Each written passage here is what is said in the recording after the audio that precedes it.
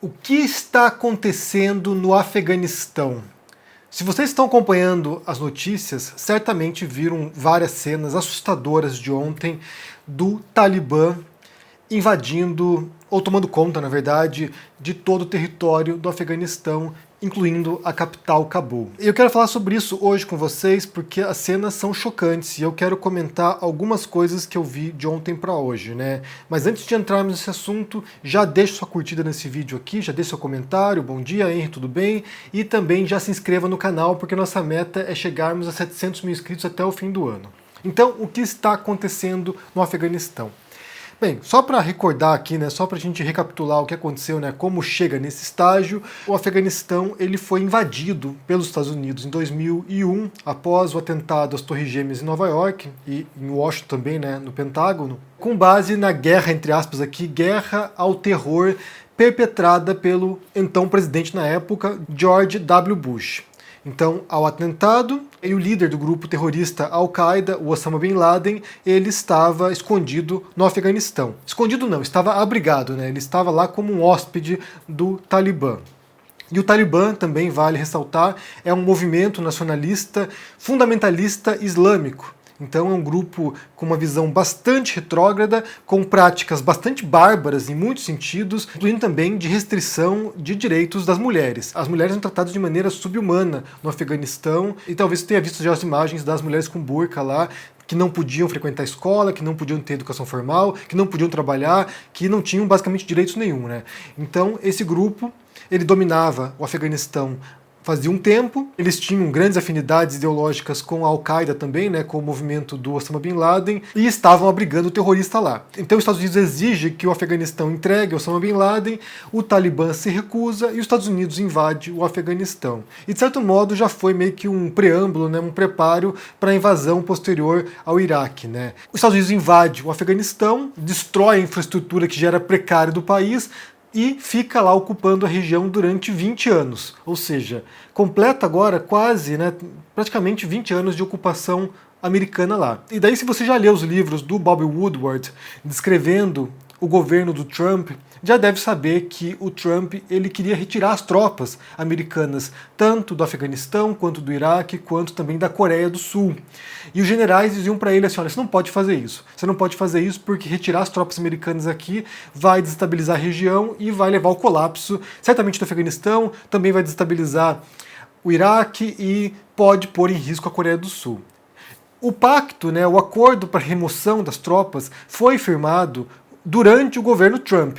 O que o Joe Biden fez aqui foi só cumprir o acordo. Então foi um erro a invasão do Afeganistão e está sendo um erro agora, como a gente pode ver, a retirada das tropas, né? Porque não havia dúvida de que o Talibã iria recuperar esses territórios, não havia dúvida de que eles conseguiriam de fato reconquistar o controle do Afeganistão, mas o que não se imaginava é que seria tão rápido assim. Eles imaginavam que eles chegariam em Cabul, né, na capital do Afeganistão, em torno de um mês após a saída das tropas aliadas lá, né, aos Estados Unidos do Afeganistão. O que aconteceu foi que a tomada da capital e a tomada do controle se deu em apenas 3 dias.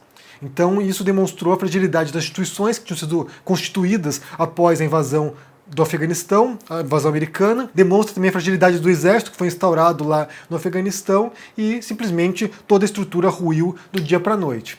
E, junto com isso, né, o que vai ruir também são os direitos das mulheres, né? Então, já se imagina que vai haver um retrocesso imenso em questão de direitos das mulheres. E eu até vou deixar para vocês linkados aqui alguns textos, como eu falei, eu quero comentar isso aqui, né? Deixar linkado para vocês aqui alguns textos sobre isso, né? Um deles é um texto que foi publicado no The Guardian. O título é Uma Mulher Afegã em Cabul. Agora eu tenho que queimar tudo aquilo que eu conquistei. E é uma estudante universitária que estava quase se formando na universidade e ela retrata aqui nesse texto, né, o desespero dela e das mulheres que ela conhece, das mulheres afegãs também, o desespero delas diante da perspectiva da tomada de novo do Talibã e de retrocessos imensos, né, e de como ela, que é uma jovem, tem 24 anos, portanto ela era criança quando os americanos invadiram o Afeganistão, é alguém que certamente não se recorda do que era viver sob o regime do Talibã, ela sabe as histórias que sua mãe e as suas avós contavam sobre como era viver num regime no qual as mulheres não tinham direito nenhum.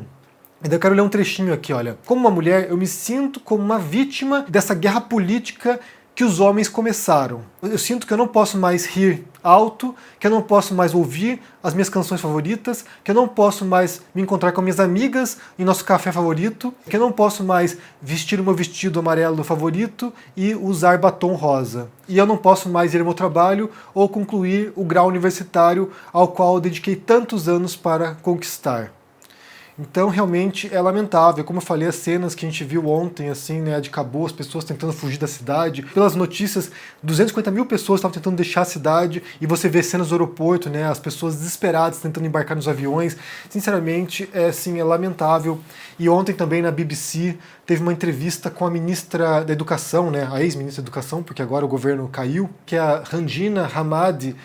Ela relata também o desespero dela, né? Porque o presidente fugiu do país, o presidente deixou o país durante essa tomada pelos Talibã, e ele deixou o país e abandonou tudo. E ela, como ministra, se sentiu traída, né? Porque ela confiava no presidente, que ele disse que ele não abandonaria os afegãos, e ele simplesmente foi embora e deixou todo mundo lá. E ela, como mulher, ela sente, né? Ou ela intui ou ela sabe que ela será morta, porque ela contribuiu com o governo anterior. Então ela estava na casa dela escondida, no corredor da casa dela, longe das janelas, escondida com as filhas, sabendo que a vida dela está em risco e pode ser que hoje já esteja morta.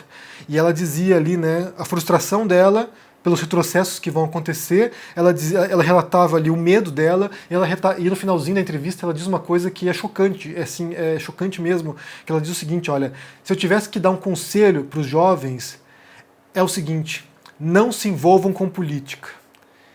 E essa frase, ela é triste porque ela demonstra justamente essa descrença no potencial da política de transformação positiva, né? Ela é alguém que entrou na política, é alguém que se envolveu na política, que se torna ministra da Educação, uma mulher, né?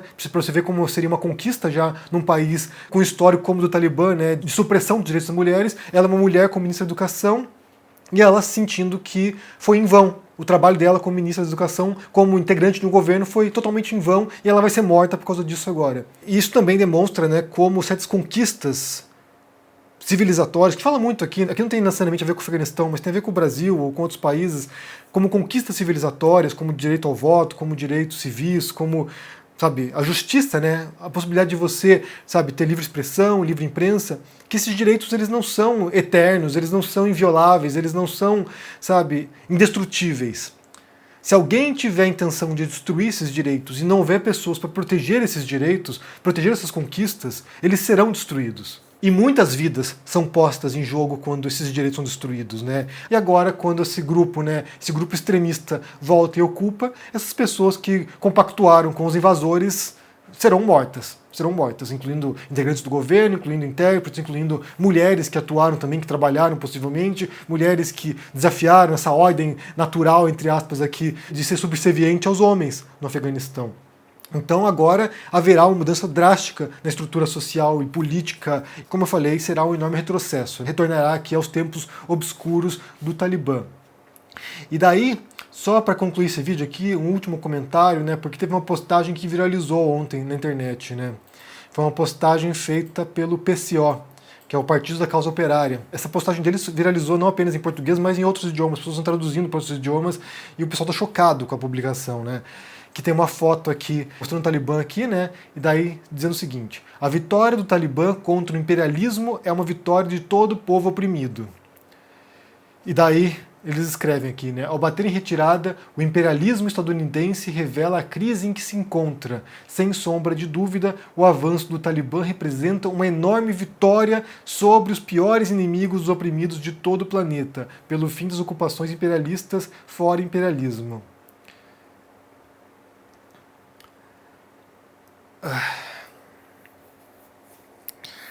E aqui, gente, sinceramente, eu vou contar um segredo pra vocês, é um segredinho, olha, não conte pra ninguém. Você pode se opor ao imperialismo americano, você pode criticar as invasões americanas pelo mundo, você pode criticar a política externa norte-americana, você pode se opor totalmente ao modo como os Estados Unidos tenta ser o xerife do planeta. Você pode fazer isso. E ao mesmo tempo, simultaneamente, junto com isso, você pode se opor a um grupo extremista, fundamentalista islâmico, nacionalista, como o Talibã. Você pode fazer as duas coisas. Você pode fazer os dois. Você pode se opor à política imperialista norte-americana e você pode se impor à política extremista, fundamentalista religiosa de talibãs. Você pode fazer os dois. Você não é obrigado a tomar parte um do outro, não. Você não é obrigado a comprar a briga do Talibã porque você é contra o imperialismo norte-americano. Inclusive, você pode fazer isso em vários campos diferentes, em vários pontos distintos. Você pode, por exemplo, criticar as práticas do Estado de Israel na Palestina sem precisar tomar partido pelo Hamas. Você pode criticar os dois. Você pode criticar o Estado de Israel e, ao mesmo tempo, criticar também o Hamas. Você pode criticar o capitalismo e as desigualdades, e a brutalidade, a destruição ambiental do capitalismo. Você pode criticar as contradições do capitalismo e, ao mesmo tempo, junto com isso, criticar também o tal socialismo real. Criticar a China, criticar a Coreia do Norte. Você pode fazer os dois. Você não é obrigado, ao criticar os Estados Unidos, a comprar o pacote ideológico da Coreia do Norte, ou da China, ou de Cuba. Você pode criticar o Bolsonaro e, ao mesmo tempo, criticar o Lula também. Inclusive, outro segredinho aqui, olha. Você pode, inclusive, além disso, além de criticar o Bolsonaro e o Lula, você pode criticar o Ciro Gomes, você pode criticar o Moedo, você pode criticar a Marina Silva, você pode criticar o Alckmin. Você não é obrigado, ao criticar alguma coisa, a comprar outro pacote, qualquer que seja. Inclusive, outro segredo, esse é mais importante ainda, outro segredinho aqui. Você pode, inclusive, criticar os grupos com os quais você concorda. Olha que incrível. Você pode, por exemplo, vamos supor que você seja um americanófilo, né? Você acha que os Estados Unidos é maravilhoso. Você pode, inclusive, criticar os problemas que existem nos Estados Unidos. Você pode ser petista e criticar posturas do partido. Você pode ser marxista e criticar, inclusive, a obra do Marx. Pontos que te pareçam falhos, pontos que parecem para você que não explicam a realidade. Olha que incrível, olha só que surpreendente. Quando você tem uma postagem como essa, do PCO, tomando partido pelo Talibã, olha, tem gente que fala que o Olavo de Carvalho, né, que acham que o Olavo de Carvalho ele é um infiltrado da esquerda para desacreditar, para sabotar o conservadorismo. Porque o que ele fala é tão absurdo, o que ele fala é tão inacreditável, o que ele fala é tão grotesco, que ele só pode ser uma pessoa que está querendo sabotar o conservadorismo. Tem gente que defende essa tese, né? Eu não acredito nisso, mas tem gente que defende essa tese. E, se a gente fosse adotar essa lógica, o PCO parece ser um infiltrado para tentar sabotar as pautas socialistas, ou marxistas, ou comunistas, porque o que eles dizem presta um desfavor a qualquer um que defenda essa postura, qualquer um que defenda essa ideologia. É absurdo, é sinceramente absurdo. É um desrespeito agora aos cidadãos afegãos que vão sofrer agora as consequências da tomada do poder por esse grupo fundamentalista. É um desrespeito às mulheres afegãs que vão sofrer agora coisas que a gente nem sequer pode imaginar. Nem sequer pode imaginar. É lamentável. E além disso, né, falando das mulheres afegãs mais uma vez, algumas pessoas estão dizendo aqui que, na verdade, essas conquistas que elas obtiveram durante a ocupação americana não é o suficiente e não tem nem comparação com as conquistas que elas tiveram durante o regime comunista no Afeganistão, né, dos anos 70 em diante, né, que foi um período ali de administração comunista. E daí eu vou deixar linkado para vocês aqui um outro texto, que é um texto do Washington Post, escrito pela Rokia Habib. E o texto se chama Os Comunistas Não Liberaram as Mulheres Afegãs. E ela conta aqui como a modernização do Afeganistão, incluindo também direitos civis para as mulheres, começou nos anos 20 no Afeganistão, e durante todo esse período, dos anos 20 em diante, uma série de conquistas e de direitos das mulheres foram sendo angariados ali, né? Direito de ir para a escola, direito a voto, direito de trabalhar. Então, assim, foi um percurso. As mulheres afegãs, elas foram seguindo um percurso de emancipação muito parecido ou em sincronia com outros movimentos feministas ou de mulheres pelo mundo. Então, assim, não foi decorrente do regime comunista no Afeganistão. Isso já estava acontecendo, era um processo que já estava em curso. E, claro, foi interrompido quando tem a ascensão do Talibã nos anos 90. Então, que fique claro, a emancipação feminina no Afeganistão, né, que foi interrompida drasticamente, não foi meramente uma conquista dos comunistas. Inclusive, se a gente olhar os dados de igualdade de gênero pelo mundo, que vale dar uma conferida também, para você entender como funciona também essa redução da desigualdade entre homens e mulheres pelo planeta, se você olhar que os 10 primeiros países com menor índice de desigualdade entre homens e mulheres, você vai encontrar aqui, olha, Islândia, Noruega, Finlândia, Suécia, Nicarágua, Nova Zelândia, Irlanda, Espanha, Ruanda e Alemanha. Ou seja, entre os 10 primeiros países menos desiguais entre homens e mulheres, né, com menor desigualdade de gênero, você encontra aqui vários países social-democratas. E se você olhar os países, né, socialistas nessa listagem aqui, o primeiro a aparecer é Cuba, na posição 31, e depois, se você prossegue na lista aqui, a China ocupa a posição 106, Coreia do Norte 108. Então, se a pauta de igualdade entre gêneros for uma pauta comunista, o negócio não está funcionando muito bem. Pelo menos não na China, na Coreia do Norte ou no Vietnã. O único país ali que teve algum tipo de conquista nesse sentido é Cuba, porque de resto não há mudanças perceptíveis. Se há alguns países que ativamente fizeram esforços para a redução da desigualdade de gênero, foram democracias sociais.